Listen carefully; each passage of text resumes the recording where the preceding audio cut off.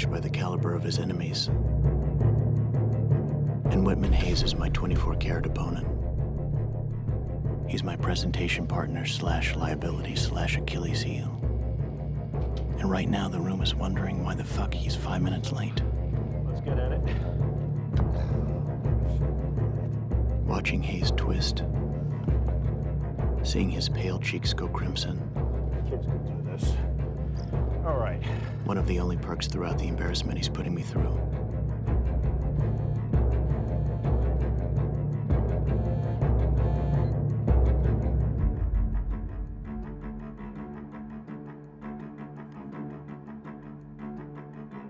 Well, look at that. He can't even fire up the presentation. It's just a couple of buttons over to the left, Whitman. Just 2 buttons and those disappointed eyes will stop burning into you.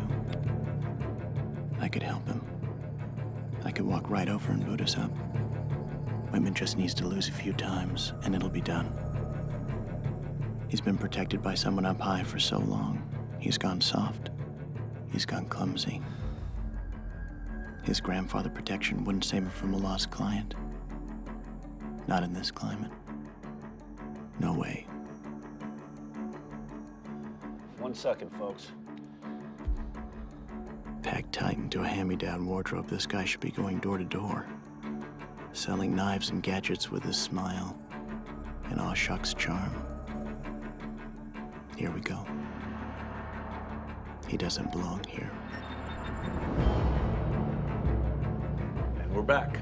Thanks, Bert. You bet. Look, no matter how cluttered the tech can get, our operation is built to streamline your business and cut costs without compromising quality. And somehow, against all laws of nature, no matter how many saves I provide, Whitman Hayes survives. I mean, these days you can't be too careful, can you? The stumbling and the bumbling smooths out. The mistakes become quirks. The moldy becomes vintage. And the suits sign up for it in droves.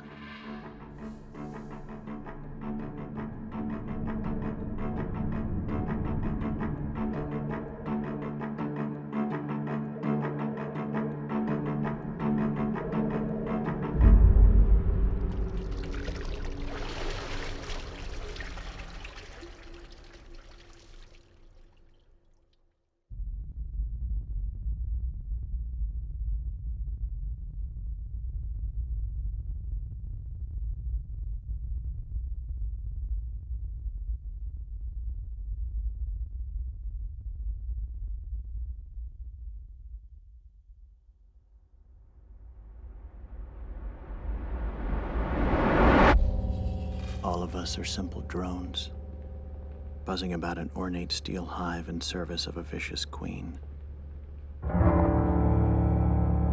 And in this case, one with fine taste in tailored suits.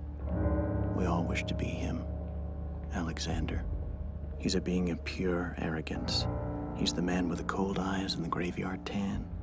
He earned his seat at the throne, and who cares if he stepped on a child's fingers to reach the top? He got there. And who does Alexander see now? Upon who shall he grant shelter under his wing? This split second of attention could mean the difference between a corner office and a mistress, or polishing methods to hide from your wife that you weren't bloodthirsty enough to ever be more than just a bottom feeder. And now look at them all. Big boss is giving him all the credit. And old Whitman ain't gonna steer the brass in any other direction, is he? I wouldn't. None of us would.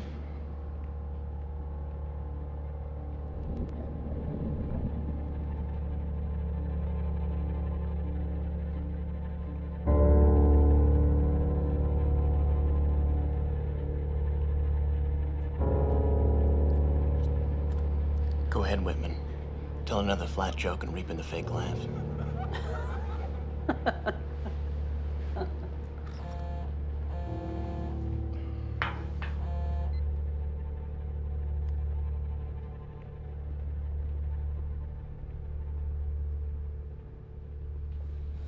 fucking A. Hey, look at that. Look, you see this? See, from that viewpoint, it looks like a smoking gun barrel, doesn't it?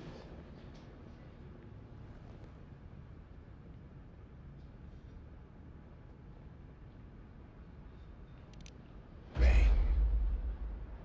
No, I'm sorry, he's not in right now. Can I take a message?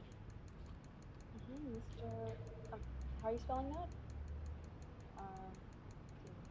Okay, and your number?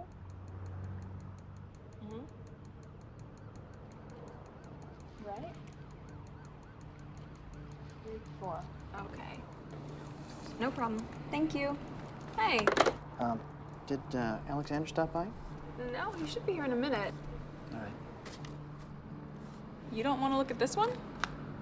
No, if it's unsolicited, it's a pass, no. Yeah, but it's handwritten and it has a wax seal. So?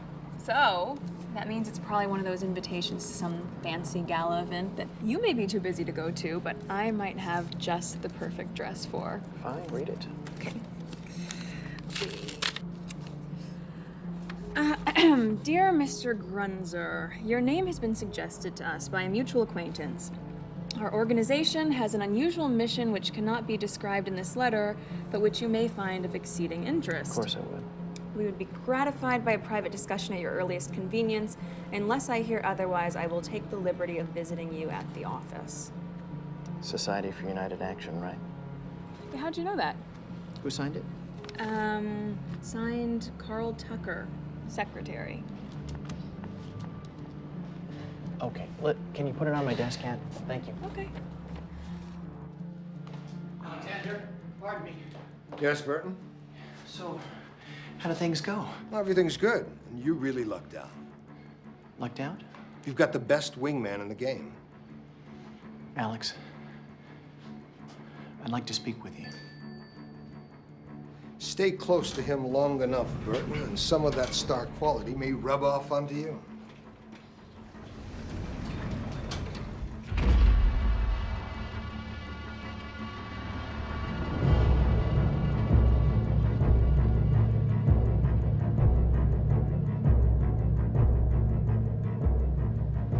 Mr. Grunzer?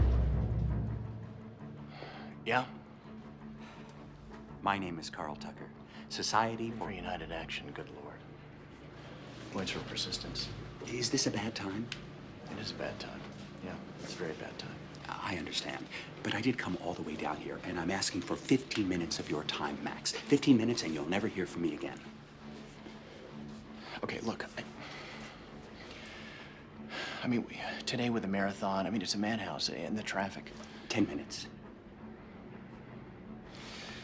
Okay. It's 5:49 right now. At 6 p.m., every warm body in this building bum rushes the elevators. I hate that fucking sardine shit. Okay. You have until 5:59. 5:59 it is. Then I'm out of your hair. Okay, you're on. Go for it. Thank you. But, now I'm not here to sell you insurance or razor blades. I couldn't if I tried. I'm a semi-retired broker. However, the subject I wish to discuss is rather intimate. May we go somewhere with a door I could close? Okay.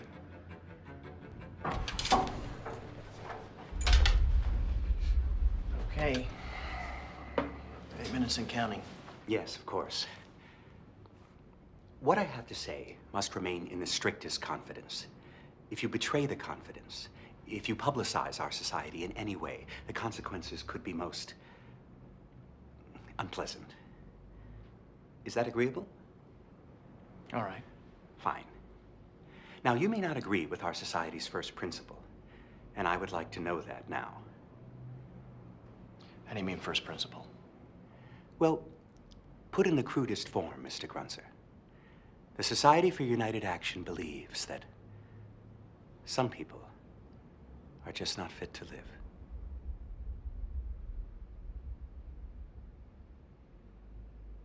There.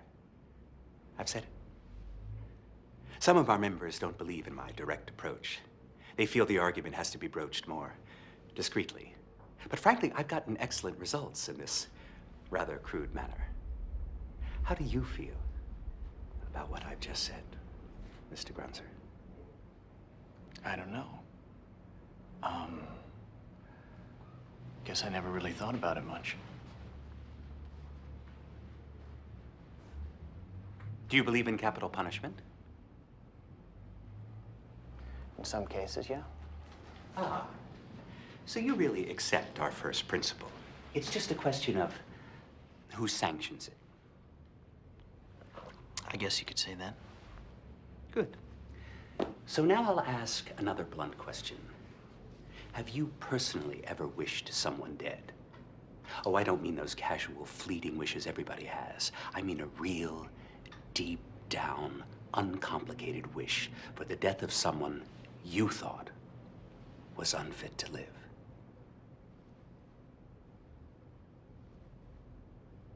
Have you? I guess I have. So there are times, in your opinion, when the removal of someone from this earth could be beneficial.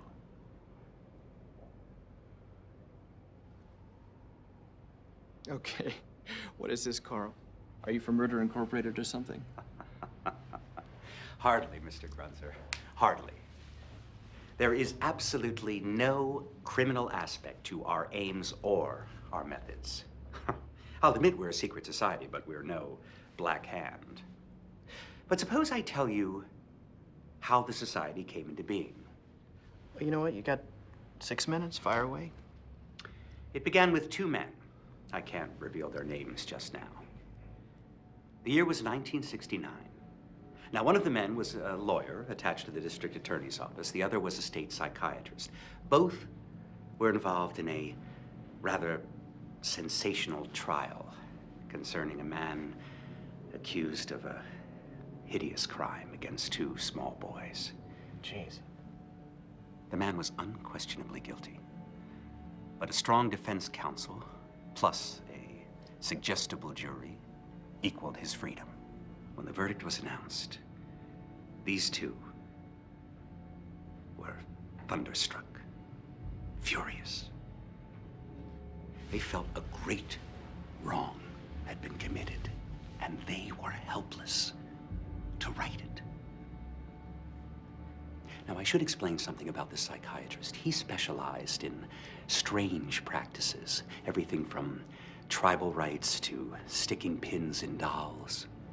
No matter which practice, no matter how bizarre, he felt there were enough success stories to warrant a campfire tale or two.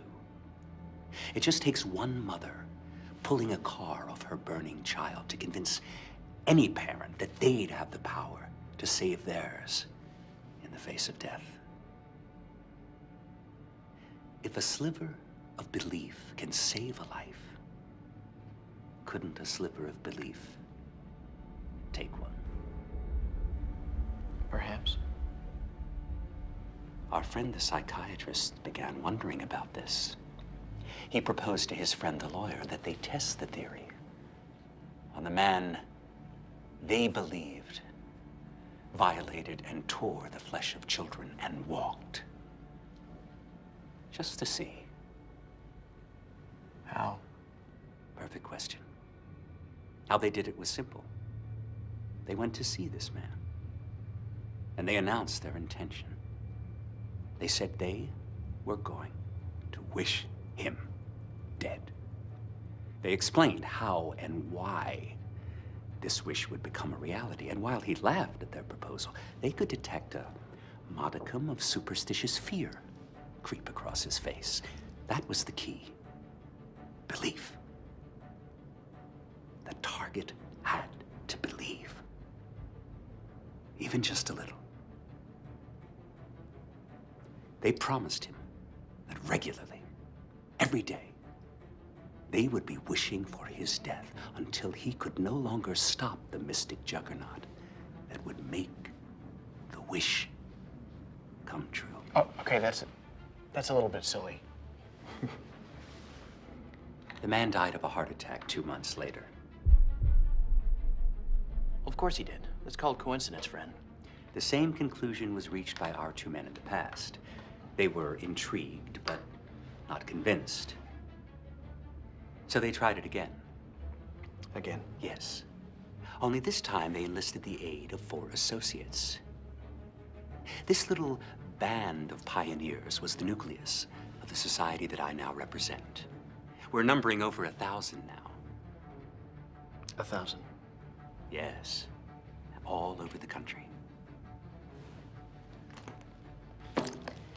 In case you think I'm not serious, Mr. Grunzer, 229 targets were named by our selection committee. 104 are no longer with us.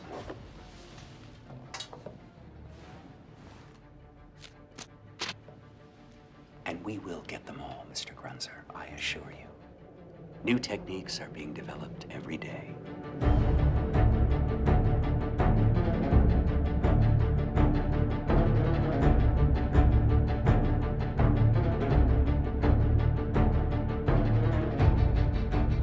All these people are dead. Oh, yes.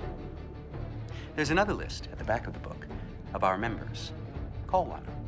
10, 100 if you'd like. Shall we? No, I mean, I can see how it works, you know. Just knowing there are 1,000 people out there wishing you were dead, it's enough to scare the hell out of anyone. But I have a question. What's the catch? What's the cost? Of membership? Yeah. Just the willingness to bring in a worthy target and then provide support for future ones. Understood. And a small fee. I knew it. $50. $50. Our letterhead is worth it. You've seen it. Really? Our organization is not motivated by profit, Mr. Grunzer. The dues are merely to cover expenses. Surely you understand that. I guess so. So you find it interesting?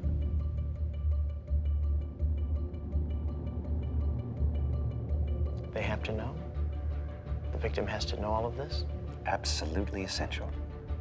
The victim must be informed. Okay, Mr. Tucker. You got me. Where do I sign? Oh, I'm sorry. You can't join, Mr. Grunzer. I'm here to inform you that you're on our list.